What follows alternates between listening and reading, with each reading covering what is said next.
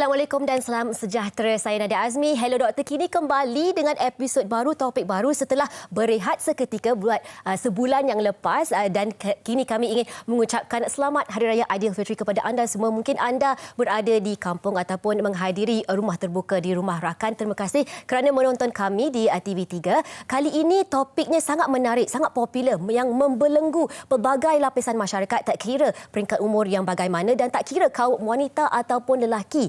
Topik hari ini adalah tentang merawat jerawat. Kami ingin mendengar pengalaman daripada anda semua. Mungkin ada soalan yang ingin diajukan kepada doktor yang bakal kami bawa ke dalam studio nanti. Anda boleh menghubungi kami secara terus melalui talian 03-7726-1603 dan juga boleh tinggalkan komen di ruangan Facebook page kami iaitu Hello Doktor TV3. Jangan lupa untuk like Facebook page kami juga. Jadi jangan ke mana-mana. Sebelum itu, jom kita lihat apa kata orang ramai tentang masalah jerawat. Pada pendapat saya, punca-punca jerawat ni adalah sebabnya salah penggunaan sabun. Sebab ada sesetengah lelaki, saya tak nak cakap tapi diorang gunakan sabun di semua tempat. Okay, saya rasa punca jerawat tu biasanya mungkin dari kebersihan lah. Pendapat saya boleh jadi banyak punca sebenarnya. Kadang-kadang stres. Tapi yang orang tak perasan sebenarnya sarung bantal. Salah penggunaan sabun tu sendiri pada kulit muka buatkan kulit kita sensitif dan timbul jerawat. Selalu emosi yang tak stabil, mungkin kadang-kadang kita terlalu stres dengan kerja. Bila stres pun kadang-kadang kita jagalah macam mana pun, pakai skincare macam mana pun memang akan naik timbul. Cara saya nak elakkan jerawat naik, selalu basuh muka, pakai skincare yang kena dengan muka. Jangan sebab viral nak try, tak boleh. Tips atau cara untuk kurangkan jerawat ni, kita salah satunya waktu kita mandi, kita cuci muka, pastikan dulu kita cuci kita punya tangan dululah. Tips ni kita minta dari orang tua lah biasa kan. Pakai bedak sejuk lah kan. Letak aloe vera lah kan. Dulu sebelum saya invest kat skincare pakai bedak sejuk, tonyoh lemon. Bagi saya kurang jerawat mungkin sebab adanya jambang, and mungkin kepada orang lain saya sarankan amalkan penggunaan sunblock lah. Pakai skincare ke kena cuci muka selalu.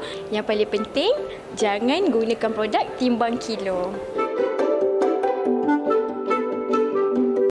Baiklah, itu tadi pelbagai jenis tips yang diberikan oleh orang ramai.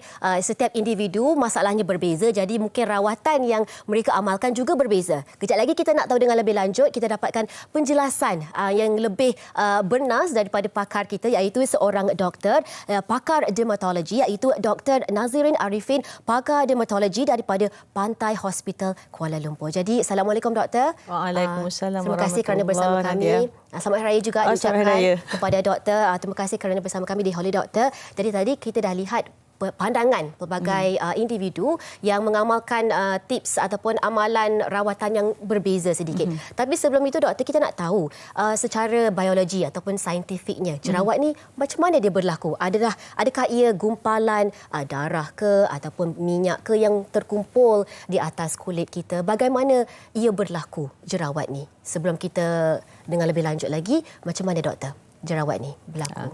Jerawat ni terjadi disebabkan liang roma kita tersumbat. Bagaimana ia tersumbat?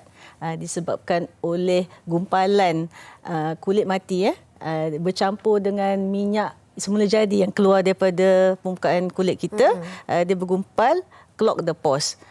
Okay? Kalau kulit mati tu memang sel kulit mati. Sel kulit mati. Sebab kulit kita ni dia daripada lapisan yang bawah kepada lapisan yang atas, dia mature dalam masa 1 bulan. Lepas tu dia akan peel off lah, tapi kita nampaklah dia terabur kan sebab dia kitaran kulit tu. Sel tu kecil-kecil je. Mikroskopik. Jadi bila sel kulit mati tu dia still hang around on the surface of the skin. Lepas tu kita punya kulit pun berminyak pula. Dia akan menjadi sejenis paste lah. Dia bergumpal gitu. Jadi dia clogging the pores. Dia bercampur, clogging the pores. Jadilah whiteheads dengan blackheads. Okey. Itu permulaan dia. Okey. Kadang-kadang tu berlaku radangan pada kawasan tu. Bila meradang tu keluarlah dia merah-merah, benjol-benjolan yang merah. Lepas tu kadang-kadang tu bernanah, kadang-kadang ada infection, jangkitan kuman daripada Propionibacterium acne, panjang pula nama dia kan. Nama pendek P. acne. Tu jenis bakteria yang boleh menyebabkan acne tu bertambah ganas lah. Kalau dalam bahasa Inggeris kita tahu ada terma pimple iaitu jerawat. Acne pun ada satu Pimple lagi juga. terma yang berbeza. Pimple sejenis jerawat juga. Pimple juga. Sama je. Sama juga. Acne dengan pimple sama je. Kalau dalam bahasa Melayu pula kita ada jerawat batu umpamanya. Ada jenis-jenis yang berbeza. Jadi mungkin doktor boleh beri pencerahan apakah jenis-jenis jerawat yang ada? Okey, jerawat-jerawat yang ada ni, yang satu kalau dalam bahasa Melayu tu jerawat pasir. Jerawat pasir tu ada dua lah. Satu ni yang warna macam kulit kita biasa, dia halus-halus tapi warna seperti kulit kita biasa. Dia just underneath the skin. Ini yang paling biasa ke? Yang paling biasa lah. Kadang-kadang teenagers kan nampak terabur jerawat pasir kat atas dia punya dahi kan. Bila jerawat yang bintik-bintik kecil-kecil tu, dia warna hitam, dia jadi blackhead. Tadi tu whitehead. Dua-dua pun jerawat pasir. Jerawat pasir whitehead, jerawat pasir blackhead. Okey. Lepas tu ada pula papules. Papules ni bila masa jerawat tu menjadi merah, ada radangan. Tadi tak meradang lagi. Bila dah ada meradang, dia warna merah, dia bengkak sikit, bila kita tekan tu aduh sakit sikit. Dan merah tu sebenarnya ada darah di dalamnya ataupun kenapa? Sebab dia radang. Radangan. Kadang-kadang tu bila tersumbat sangat, kita still produce kita punya oil. Walaupun tersumbat, kadang-kadang tu oil tu tak boleh keluar. Bila keluar dia makin bengkak bawah tu. Jadi adalah radangan di bawah tu. Jadi dia jadi papules. Papular acne nama dia. Dia bonjol, merah, tekan sakit sikit. Lepas tu satu lagi pustule. Pustule tu sama je dengan papules, tapi dia ada bintik nanah atas dia. Adakah ini jerawat batu ataupun belum bukan? Belum lagi ya. So ini kita dari stages. mula dari bawah dulu. Ada banyak jenis sebenarnya. Jerawat batu tu ialah bila dah sampai tahap nodules atau cystic acne. Nodules ni dia macam papules juga, bermakna dia bengkak, dia meradang, bila tekan sakit, tapi dia punya radangan tu lebih serius, lebih besar, lebih dalam lagi. Lagi satu ialah cystic acne. Cystic acne tu sama juga macam nodul, tapi dia ada collection, ada kumpulan nanah atau kumpulan paste yang kita cakap tadi tu, gumpalan tu. Gumpalan sel mati campur dengan minyak tu bergumpal underneath the skin. Yang ni selalu ada discharge yang warna putih. Adakah itu yang dimaksudkan? Itu boleh dimaksudkan begitu jugalah. Jadi kalau kadang-kadang discharge tu dia tak macam nanah kan. Nanah dia cair kan. Kalau discharge tu dia macam paste, macam cheese macam cottage cheese. Dia macam pula kan cottage cheese macam tu. Kadang-kadang ada bau sikit kan. Ada bau masam sikit. Yang itu ialah bermakna minyak tu bercampur dengan kulit mati lah. Yang itu yang paling ekstrim ke? Kalau jerawat batu tu nodules dengan cystic. Itu yang paling teruk lah. Yang paling teruk lah. Paling serius. Bila ada nodular cystic kan ada. Nodular cystic ni ada gambar ni. Nodular kita boleh lihat acne bermakna lagi senanglah dapat scar. Scar tu parut lah. Parut yang berlubang-lubang ataupun parut yang berbonggol-bonggol. We call it hypertrophic ataupun keloid scars lah. Kalau ada pelbagai jenis jerawat ni, dia tak kira peringkat umur yang bagaimana. Dia boleh serang sesiapa sahaja ataupun mungkin ada setengah jenis jerawat ni lebih akan terkena kepada golongan remaja ke tak kisah sebenarnya? Sebenarnya tak kisah. Tapi kadang-kadang tu selalunya kalau jerawat budak-budak kan, kadang-kadang sekarang ni budak-budak sekolah rendah pun kadang-kadang dah ada jerawat, start jerawat. Selalunya jerawat tu dia jerawat pasir yang halus dekat forehead dia kan. Peringkat yang lebih teruk tak kira lah perempuan atau lelaki, tapi saya rasa lebih kepada lelaki lah. Kebanyakannya mendapat nodular cystic acne. Tapi sebenarnya perempuan pun boleh dapat jugalah. Boleh dekat muka, dekat badan pun boleh juga. Tadi kita nampak gambar jerawat batu, doktor. Jadi jerawat batu ni memang sangat-sangat orang bimbang lah. Kalau terkena, kita pun risau. Lagipun bukan sahaja dia memberi kesan kepada fizikal kita, tetapi pada mental juga, emosi. Sebab dia akan memberi kesan kepada tahap keyakinan kita. Kalau muka kita penuh dengan jerawat, terutamanya pada peringkat umur yang pada remaja ataupun kanak-kanak. Jadi kalau jerawat batu ini macam mana daripada peringkat yang tadi yang agak mild, yang agak tidak teruk, jerawat whiteheads dan blackheads, so macam mana dia boleh menjadi teruk sehingga seperti jerawat batu tu, doktor? Okay. Dia bila ada jerawat batu ni, dia bermakna tahap radangan tu terlalu strong, terlalu kuat, terlalu banyak pada kawasan tu. Okey, dia bermakna tak semestinya ada infection. Kadang-kadang itu disebabkan oleh kita punya sistem imunisasi kita yang bertindak terhadap clogging itu, menyebabkan kita dapat radangan yang terlalu besar lah. Ada kena-mengena juga serius dengan imunisasi badan. Sebab itulah kawasan itu meradang. Dia bukan meradang biasa-biasa je. Pasal kawasan itu meradang sebab kita badan kita ni rasa ada some abnormality there. So kita nak kadang-kadang tu nak repair that abnormality, tapi at the same time kita akan keluarkan sel radangan itu. Sepatutnya untuk reduce the abnormality, but kadang-kadang itu makan diri sendiri jugalah.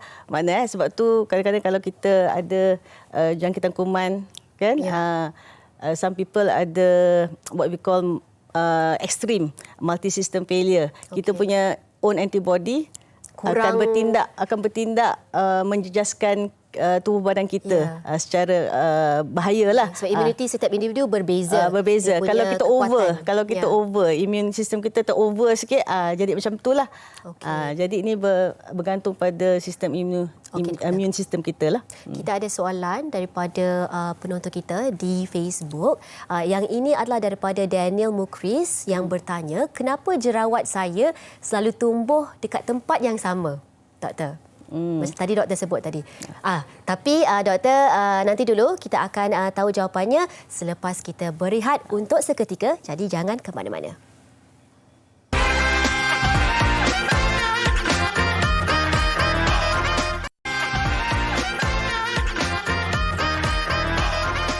Bertemu kembali dalam Hello Doktor. Hari ini kita ada pakar dermatologi Dr. Nazrin Arifin daripada Pantai Hospital Kuala Lumpur memperbincangkan tentang jerawat, masalah jerawat. Jadi doktor, tadi kita ada soalan daripada Facebook, daripada Daniel Mukris yang bertanyakan, kenapa jerawat saya selalu tumbuh dekat tempat yang sama, doktor? Itu soalan yang bagus.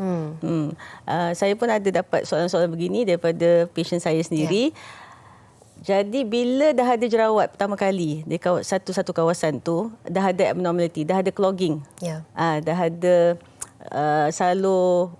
liang roma yang tersumbat dah. Okey, liang roma yang tersumbat tu bila jerawat tu reda, dia still tersumbat lagi. Betul tak?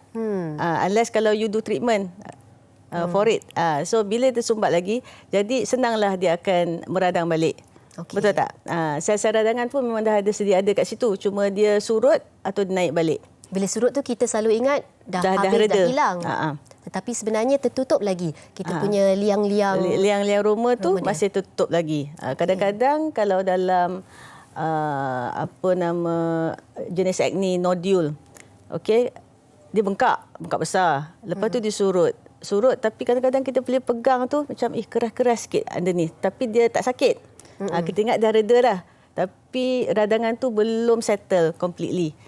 Nodules ni kadang-kadang berminggu-minggu, berbulan-bulan baru dia surut. Surut totally. Ada sebab tertentu tak kenapa, macam seperti saya dulu, semasa saya zaman belajar dulu, kalau jerawat dia tumbuh dekat tepi ni je.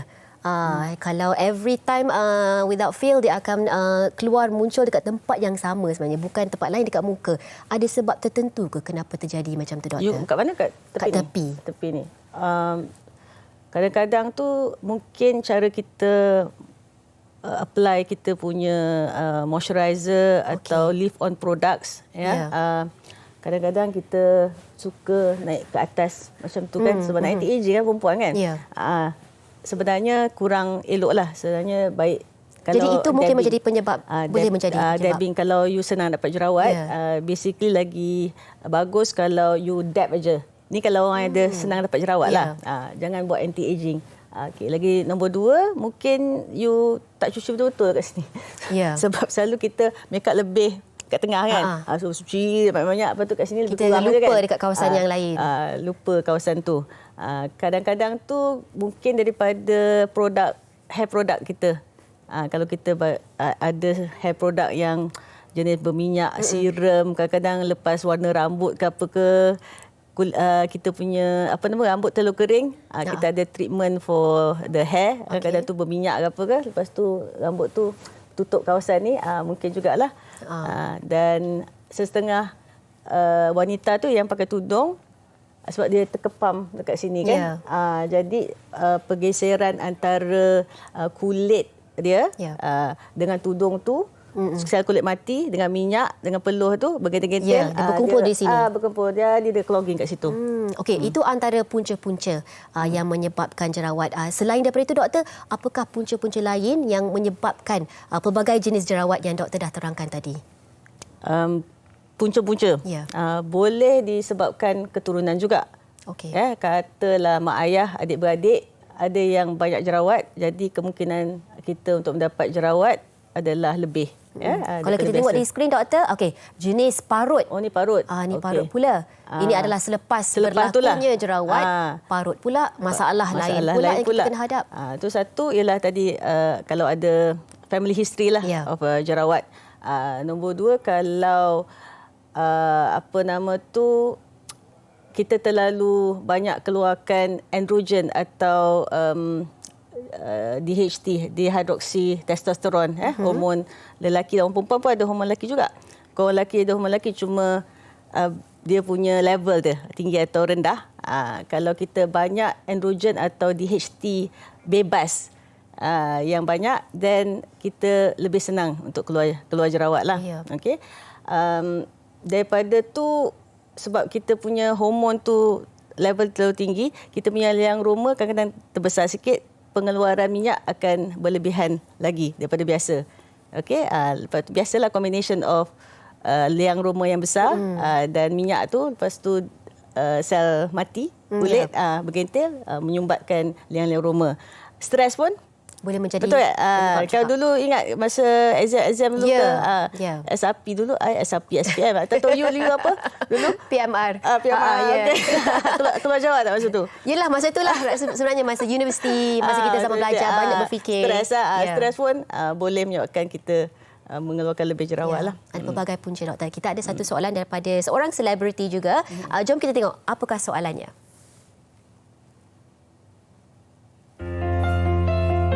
Doktor, saya nak tanya sebenarnya. Okey, kadang-kadang ada setengah orang kan memang ada masalah tangan ni, bila ada jerawat suka picit-picit. Tak bolehlah tengok jerawat tu kadang-kadang sampai luka, sampai berdarah. Jadi nak tanya doktor lah, apa kesan dia kalau kita suka picit jerawat sampai luka, sampai berdarah?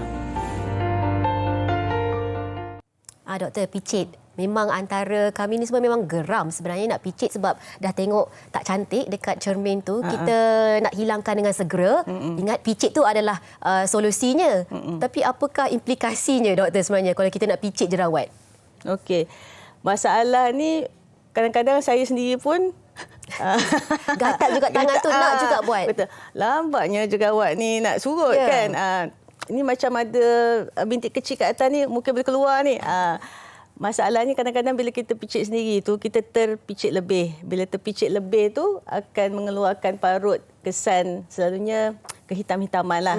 Sebab tu jadi lagi banyak scar. And scar tu akan bertahan lebih lama dibandingkan jika kita tak sentuh jerawat tu. Okay? So scar is a problem lah. Parut. Lagi satu, kita akan kadang-kadang introduce bakteria. Tangan kita kotor. Jadi kalau kita nak menakutkan diri kita, kita tengok ada kalau di skrin yang dipaparkan jenis parut jerawat yang boleh berlaku, and lagi risiko untuknya berlaku lagi tinggi kalau kita usik-usik nak picit jerawat macam doktor kata tadi. Tangan kita kotor, kita tak tahu bersih atau tidak. Jadi memang tidak dinasihatkanlah. Tidak dinasihatkanlah sebenarnya. Kadang-kadang tu ada setengah orang tu dia ada what we call acne escoriae. Dia tak boleh tengok ada jerawat. Habis dia pergi pick on the jerawat. Nampaklah luka-luka. Ya. Sebab jerawat selalunya kalau tak disentuh tu tak ada luka macam tu, terkopik-kopik. Ada macam kuping. Saya lah antara orangnya agaknya. Sebab memang kalau tengok memang geram. Kita tak suka muka kita tercalar sebegitu kan doktor. Betul. Bagaimana kalau kita dah ada jerawat, tak kisahlah jerawat jenis yang macam mana, kita nak biarkan dia reda dulu.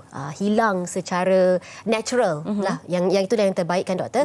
Tapi berapa lama proses sebenarnya kita nak tunggu jerawat tu hilang sepenuhnya? Ni bergantung pada jenis jerawat tu lah. Kalau kita pergi kepada jerawat pustules atau papules yang merah bintik kecil timbul sikit tu, itu kalau tak ada ubat lah, kata kita biar je kan. Tu 1-2 minggu dia settle lah. Okey, mungkin dengan ubat lagi cepat lah, beberapa hari. Kalau dia yang cyst yang kita cakap tadi, cystic or nodular acne. Ingat tak saya cakap tadi, nodular acne kadang-kadang berminggu-minggu, berbulan-bulan baru dia settle sebab dia punya inflammation tu dalam and banyak. Banyak sangat sel inflamasi di bawah kulit tu. Jadi it takes a while for the body to get rid of all this inflammation lah. Okey. Nombor 3, kalau jerawat pasir. Kita ingat jerawat pasir kecil-kecil kan? Kadang-kadang tu yang susah nak hilang. Sebab dia clogging sebenarnya until the liang roma tu unclog. By itself ke, atau selalunya guna produk yang sesuai untuk hapuskan clogging itu, kurangkan clogging, atau kan kena buat extraction lah. Sometimes extraction, sometimes buat chemical peel. Extraction memerlukan prosedur sedikit lah. Selalunya ini macam dia picit, tapi bukan kita yang picit. Mana orang lain picit. So dia punya pressure tu just enough to keluarkan isi liang roma tu yang terkumpul without causing too much trauma to the skin. That is important, tu penting supaya taklah berparut muka ataupun kita punya parut tu minima. Okey. Antara pesakit-pesakit atau pasien yang doktor tengok selama ni, apakah sebenarnya kesan, kalau kesan fizikal macam kita sebut tadi, sememangnya kita nampak dari luaran, tetapi apakah kesan mental ataupun emosi yang dialami oleh pesakit yang mempunyai masalah jerawat ni, doktor? Memang mereka yang ada masalah jerawat tu kebanyakannya ada low self esteem, rasa rendah diri lah sendiri, kadang-kadang tu rasa malu, self conscious, kadang-kadang tu macam they isolate themselves lah, tak nak bercampur sangat dengan orang.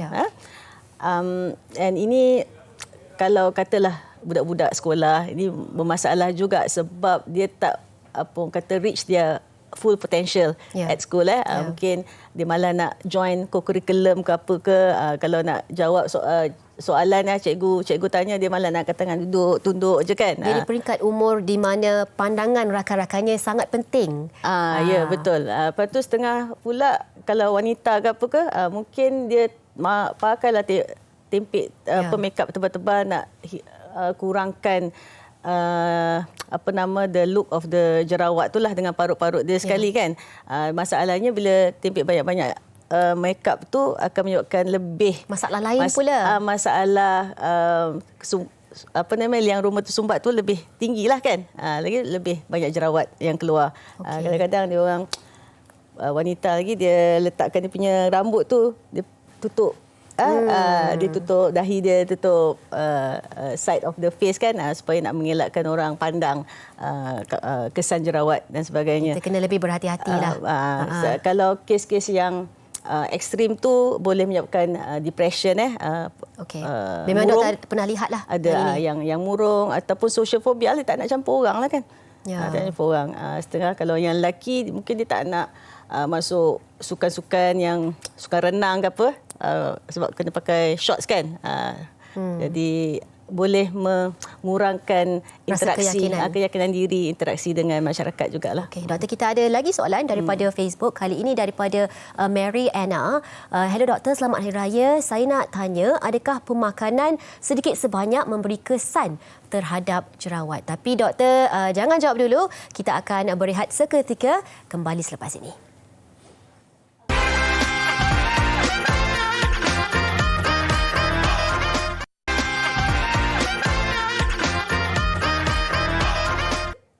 Anda sedang menonton Hello Doktor di TV3 dan kali ini topiknya adalah tentang jerawat. Tadi kita ada satu soalan daripada Facebook iaitu daripada Mary Anna yang bertanyakan adakah pemakanan sedikit sebanyak memberi kesan terhadap jerawat. Jadi kita nak tanya soalan ini kepada pakar doktor yang kita ada di studio iaitu Dr. Nazirin, pakar dermatologi daripada Pantai Hospital Kuala Lumpur. Jadi doktor boleh terangkan soalan tadi.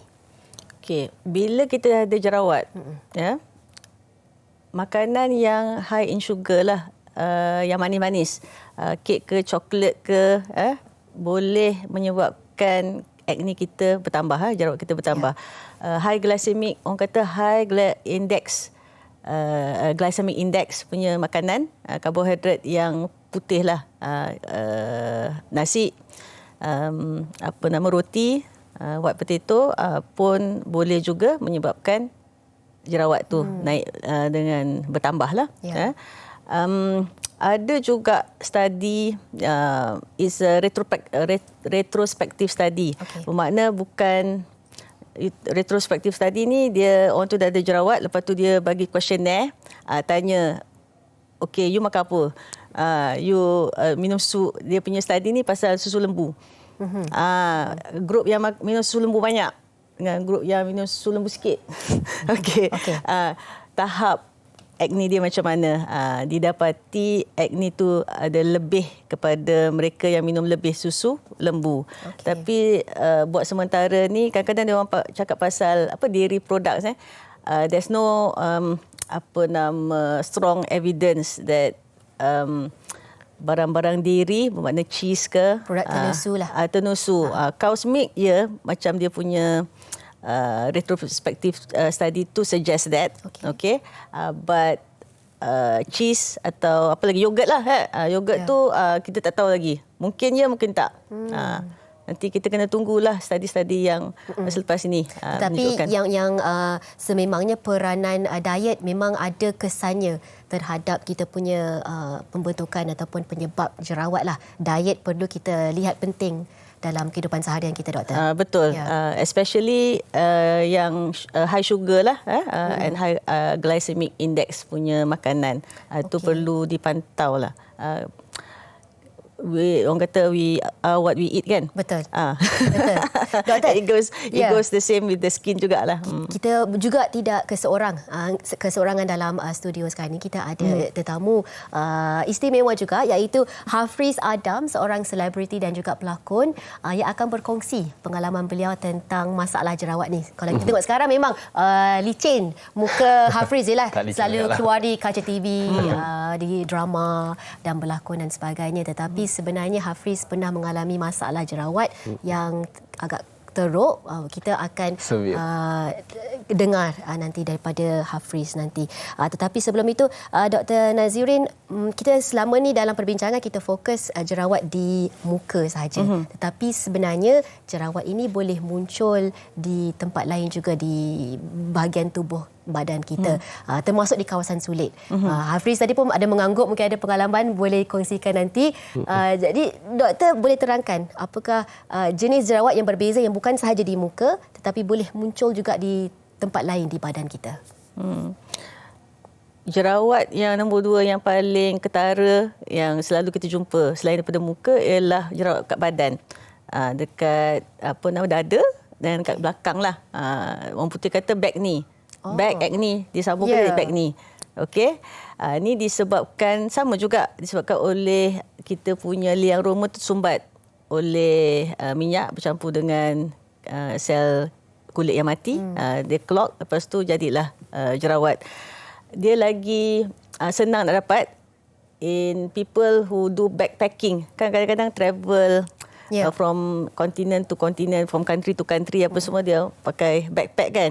So jalan lama-lama, lepas tu sweating dengan dia punya baju tu. So dia punya backpack tu rubbing against dia punya shirt dengan kulit badan tu. Jadi liang-liang rumah tu lagi senang tersumbat. Nombor 2, mereka yang bekerja di situasi yang kena pakai macam uniform apa yang overall tu PPE lah sebagainya. Apa benda exactly overall panas dalam tu berpeluh-peluh, lepas tu sama jugalah bergeser-geser jugalah kita punya baju tu dengan kulit tu. Jadi tu pun senang nak dapat sebab itu jerawat bukan juga. sahaja di muka tetapi di bahagian lain Di bahagian badan. Kalau atlet yang guna baju atau dia punya pakaian dia yang jenis ketat kan, so dia punya geseran tu pun boleh menyebabkan, sebab bila exercise kan kita punya movement tu berpeluh, kita movement kita bergeser dengan baju tu senang clogging. Jadi kalau nak exercise baguslah, memang exercise tu bagus untuk pengaliran darah, bagus untuk bagus untuk acne, tapi kena orang kata mandi cepat jugalah. Bila kita cool down, kalau kita cool down kita kena mandi. Kalau tidak kotoran tu dengan daki, dengan minyak dengan kotoran dekat badan tu kita tak bersihkan, dia menyebabkan clogging dan menyebabkan jerawat muncul lah. Doktor, kita nak dengar juga pengalaman daripada Hafriz. Hafriz, kalau kita tengok sekarang macam tak percaya, pernah mengalami masalah jerawat. Kalau saya tengok sekarang parut pun tak ada sebenarnya kan doktor. Jadi boleh Hafriz kongsikan dari umur berapa sebenarnya jerawat ni menjadi satu masalah dalam kehidupan Hafriz? Saya punya pengalaman start daripada macam 13-14 macam tu. Masa remaja lah. Yalah, tapi dia start severe, betul-betul severe waktu 18. Okey. Dia macam out of nowhere. Dia severe tu macam mana? Jerawat yang begitu banyak kalau Google ke? tu memang jumpa tu. Memang teruk macam jadi penuh dekat kepala, dekat dahi tu ada. Ada gambar kalau boleh tengok di penuh skrin. dekat dahi tu. Ini umur agaknya dalam 18-19 macam tu. Okey. And then jenis yang macam dia radang. Jenis yang bukan setakat merah, macam contoh kalau setengah orang lain kan dia merah saja kan. Dia macam radang yang macam teruk cakap. Dia memang merah. Merah, lepas tu sakit macam, tak? Sakit. Ataupun gatal? Sakit lah? Sakit gatal. Dan kalau kita pergi kat bercahaya kan, kulit kalau kering, dia jadi ekstra gatal. Tapi tak boleh nak garuk. Kan? So dia teruk. Saya tak tahu punca dia kenapa. And then try lah untuk dapatkan rawatan. Pergi dekat orang ni, dia cakap resdung. So kena buat treatment resdung. Dah buat makin teruk. Pergi kat doktor kata allergic seafood. So stop makan seafood. Tapi still tak berkurang juga. So honestly saya sebenarnya sampai sekarang saya tak tahu reasons kenapa. Saya punya conclusion adalah hormon sahaja. Hormon sahaja. Saya rasalah.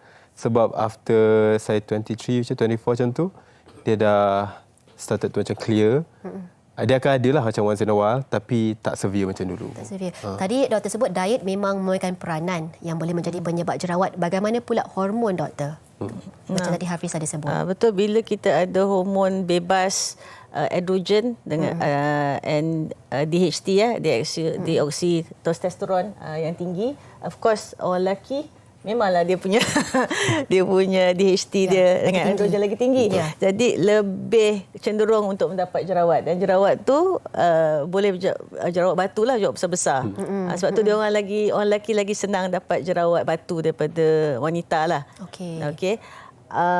Mungkin juga masa tu you kata start 18 tahun mungkin macam tu, SPM ke apa kan, stres, campur dengan stres sekali tak? Ke lepas SPM masa tu? Saya jadi tak bergaul sangat, so tak adalah stres sangat. Tapi kalau nak kata 18 tahun tu Hafriz, berapa lama sebelum jerawat ni hilang? Mungkin yelah Hafriz ada buat rawatan semua, tapi berapa lama? Saya punya tempoh teruk tu daripada around 18 tu all the way sampai 22 macam tu, 23. Okey.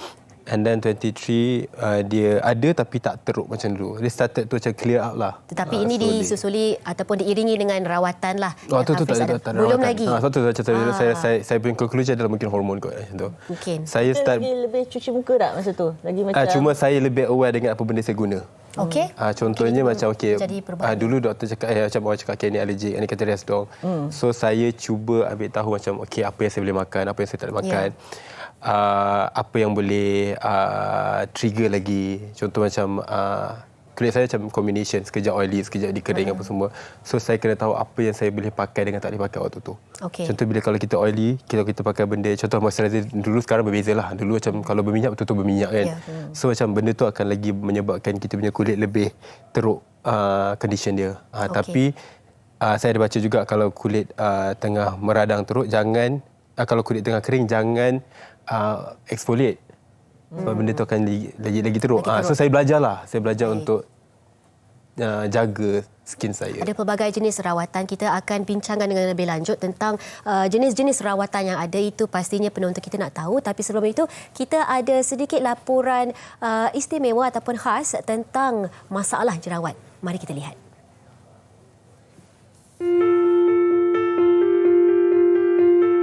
Consultation bermula, patient akan dibawa ke bilik face scan. So kita akan buat face scan. So face scan tu dia akan menunjukkan peratusan open pores, jeragat, wrinkles and also how much sebum you have in your skin. So from there, patient akan dibawa ke bilik consultation dan I akan ambil a detailed history of the patient.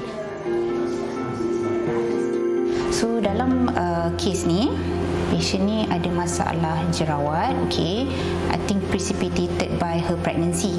Maksudnya lepas masa dia pregnant tu dia dapat jerawat. I think caused by hormones lah, okay. After that, unfortunately dia pakai produk skincare yang mengandungi bahan terlarang.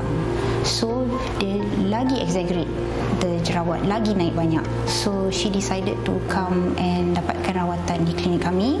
So what I showkan dia adalah rawatan chemical peeling. Kita kena remove all the makeup, all the residue, everything. Then kita akan keringkan muka patient. Kita akan apply chemical peeling, which is in this case kita akan guna salicylic acid 20%. Alright. Then kita akan biarkan dalam beberapa saat sampai end point. Sampai end point ni maksudnya you akan nampak kulit tu dia kemerah-merahan sikit and then dia akan ada frosting. Frosting ni adalah macam tanda-tanda yang kita tahulah, oh maksudnya kulit ni dah cakap okay, that's enough. So kita akan neutralize the skin after that. Then kita akan letakkan mask ke atas skin patient and then kita akan biarkan selama 15 minit. Lepas 15 minit tu kita akan remove the mask and then kita akan buat extraction lah. Apa yang perlu kita extract, kita declog the pores. This chemical peeling treatment ni is actually very simple treatment, okay, but aftercare tu sangat important. Okay, patient kena selalu pakai sunblock because chemical peel ni dia akan irritate the skin a bit, alright. Dia akan ada a bit of peeling and dryness and sunblock tu sangat-sangat penting. Number 2, moisturizing. You kena always moisturize the skin because lepas buat chemical peeling ni you punya skin akan ada a bit of peeling and dryness, right? So lagi satu, kalau perlu pakai makeup you kena pakai mineral makeup, okay, atau makeup yang non comedogenic, maksudnya tak menyebabkan pimple. Usually first time you buat tu you akan nampak 20% better actually, and then dia akan get better around 30%, 40%, 50% macam tu. Dalam her case I think it's 80% better. Ini I think it's the 4th time dia buat chemical peeling. So 80% dia sangat berpuas hati dengan keadaan kulit dia. So kita usually kita ada phase 1 dan phase 2. Phase 1 ni I akan hapuskan semua jerawat dia dulu. Bila dah hapuskan semua jerawat, baru kita go to phase 2, which is kita nak repair balik parut lekuk tu. Usually jerawat ni kita ada mild, moderate, severe. Okay, kalau macam ada 1-2 jerawat, memang kita boleh pergi ke pharmacy and get OTC, over the counter products. Kalau 1-2, yes. Tapi kalau masalah jerawat yang serius, don't hesitate. Dapat jumpa doktor pakar atau doktor yang bertauliah di klinik yang bertauliah untuk dapatkan rawatan, because kadang-kadang kalau kita self medicate it become worse. So klinik ni bukan saja macam untuk merawat jerawat ke atau skin problem, but also to boost confidence of patients kan. Kadang-kadang they want to look good. When you look good, you feel good. Baiklah, itu tadi rawatan kulit yang boleh diamalkan, salah satu cara untuk merawat jerawat juga. Bagaimana pula doktor tentang penggunaan antibiotik pula untuk rawatan jerawat? Antibiotik memang dah lama digunakan untuk merawat jerawat. Sama ada antibiotik krim atau gel, kita sapu, ataupun makanlah. Ada beberapa jenis antibiotik yang boleh digunakan makan untuk mengurangkan jerawat. Di peringkat mana yang perlu antibiotik perlu diambil, kerana kadang-kala tidak disarankanlah untuk mengambil antibiotik selagi kita boleh elak sebenarnya. Jadi di peringkat mana yang kita perlu ambil antibiotik ini? Adakah ia bila jerawat makin teruk, terlalu ekstrim, bila penggunaannya? Kalau nak pakai ataupun makan antibiotik selalunya pada peringkat yang inflammatory acne. Kalau whiteheads dengan blackheads tu pada pandangan saya dia tak mujarab. Tidak ada keperluan lah. Selalunya kalau dia dah peringkat papules atau pustules, lagi pula nodules dengan cystic kan, itu peringkat yang boleh digunakan antibiotik lah. Kalau dah peringkat yang teruk memang kena makan antibiotik lah instead of sapu antibiotik. Bukan saja antibiotik, sometimes tu dah teruk sangat, kita opt for isotretinoin lah, which is a vitamin A derivative.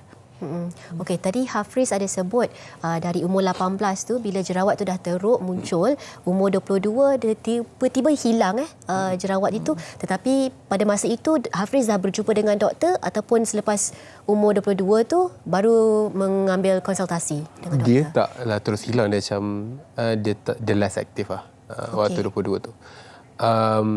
Saya start jumpa doktor kulit lah. Sebab sebelum tu saya jumpa doktor klinik je. Klinik biasa. Bila cakap yang saya allergic tu kan.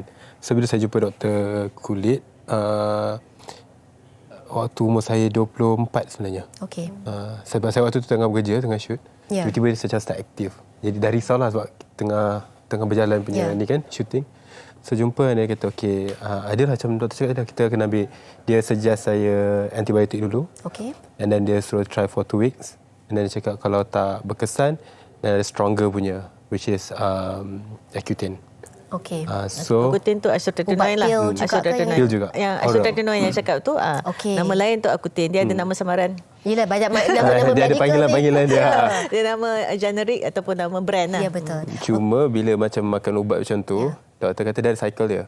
So you have to like be consistent for 3 to 6 months tengok pada keadaan yang punya kulit macam mana. Tapi tak boleh lebih daripada 6 months. Baik.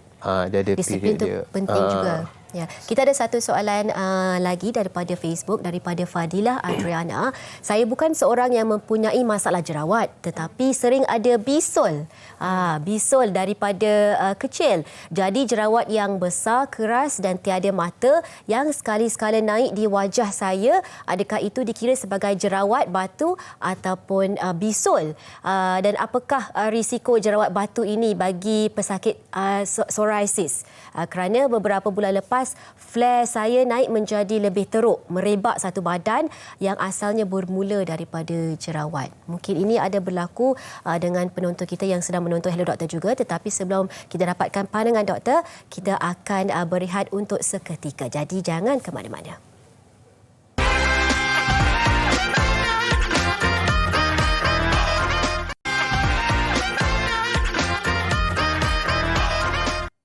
Bertemu kembali dalam Hello Doktor, memperbincangkan tentang masalah jerawat. Tadi kita ada satu soalan daripada Facebook. Seseorang yang bertanyakan tentang apakah perbezaan antara jerawat dengan bisul. Kita nak dapatkan pandangan daripada doktor bagaimana kita nak pastikan ataupun mengenal pasti perbezaannya. Dan mungkin rawatannya juga berbeza. Kadang-kadang tu susah sikit bagi orang biasa untuk mengenali sama ada jerawat batu ataupun bisul sebab dua-dua pun besar. Okey, tapi selalunya bisul ni lagi besar daripada jerawat. Okey.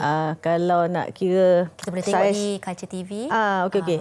Saiznya kalau jerawat tu selalunya kuranglah daripada koin 10 sen. Tak tahu orang sekarang ni tahu 10 sen bentuk macam mana, besar mana kan. Tapi kalau bisul tu selalunya boleh besar lagi lah daripada 10 sen tu. Tu satu dia punya saiz. Nombor dua tu, kalau bisul selalunya bila kita tekan dia macam ada cair. Boleh rasa bawah lah. dia, boleh rasa ada cair dalam dia. Itu nanah tu. Kumpulan nanah di bawah tu. Nombor tiga, position dia, lokasi bisul tu selalunya dekat bahagian ketiak, bahagian kelengkang, dekat punggung, dia boleh bawah, muncul di tempat-tempat lain juga. Bawah payudara macam tu. Boleh juga dekat muka dengan dekat belakang, dekat body. Tapi itu kawasan yang lagi kerap lah yang saya katakan tadi. Tapi kalau jerawat tu selalu biasalah dekat muka, dekat badan. Itu lokasi. Dan treatment pun different lah. Kalau bisul tu selalunya memang kena antibiotik lah. Kalau dah bisul macam tu, dalam gambar tu kena makan antibiotik. Sometimes kena pergi jumpa doktor. Dia buat lancing atau incision and drainage. Dia keluarkan nanah tu. Okey, kena ada prosedur yang kecil. Kecil lah. Untuk membebaskan, mengeluarkan nanah tu. Jadi lega sikit kawasan tu. Radangan pun boleh reduce dengan pemakanan antibiotik sekali lah. Kalau jerawat tadi kita katakan face dengan body. Kalau Hafriz kerjaya sebagai seorang pelakon, mungkin banyak mengenakan makeup dan sebagainya. Bagaimana Hafriz menjaga muka dengan keadaan sebegitu? Saya punya cara paling penting lah untuk apa-apa pun tidur tu. Tidur sebelum saya tidur memang saya akan cuci. Saya buat double cleansing. Tapi saya tak corang lain. Saya double cleansing tu guna benda produk sama je. Kira saya cuci muka, saya dah basuh. Sabun tu saya akan basuh lagi. Sebab saya tak ada makeup remover macam orang lain kan. So saya tak tahu macam mana nak betul-betul clean kan. Saya rasa okey lah. Tapi double lah, saya kena buat 2 kali cuci muka tu. Itu sebelum tidur benda paling wajib saya buat. Untuk make sure tak ada clog. Tak ada clog. Jadi sebagai penutup, katalah kita nak dapatkan tips ataupun nasihat secara ringkas daripada kedua-dua tetamu kita. Saya nak mulakan dengan doktor dulu. Apakah nasihat kepada penonton Hello Doktor tentang jerawat? Jadi memang betul rutin tiap-tiap hari tu memang kena cuci muka. Double cleansing tu baguslah dengan produk yang sesuai. Lepas tu kena moisturizer dengan produk yang sesuai juga. Kalau ada jerawat tu guna yang ada anti-acne properties dalam moisturizer tu. Yang kedua, exercise tu ada bagus untuk pengaliran darah, tapi make sure mandi, bersihkan diri selepas exercise. Pemakanan penting, kurangkan gula dan high glycemic index makanan. Dan last sekali, kalau dah ada jerawat yang nodul cystic tu, cepat-cepatlah berjumpa doktor supaya dapat rawatan. Dapatkan rawatan. Hafriz pula? Sama juga. Macam saya kenal, pada saya penting untuk kita kenal kita punya skin macam mana. Contoh jenis kulit kita macam mana, apa yang kita boleh pakai dengan tak boleh pakai. And then setengah-setengah produk dia tak boleh mix sekali. Contoh macam retinol tak boleh mix dengan vitamin C punya produk. Itu akan cause lagi banyak problem. Tahu, jangan segan untuk ambil tahu sebab benda ni pasal kita punya mental issues juga kan. Bila berkaitan dengan wajah kita. So belajar, ambil tahu dan ambil tahu cara untuk jaga.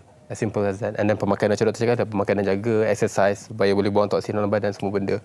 And paling penting cuci muka lah. Cuci muka sebelum tidur. Terima kasih kepada kedua-dua tetamu kita. Pelbagai info menarik yang kita telah kupas hari ini tentang masalah jerawat, masalah yang dialami oleh pelbagai lapisan masyarakat, oleh ramai individu, tak kira peringkat umur yang bagaimana. Jadi yang penting kita memainkan peranan, berdisiplin dan mengambil rawatan yang sewajarnya. Jadi terima kasih kerana menonton Hello Doktor di TV3.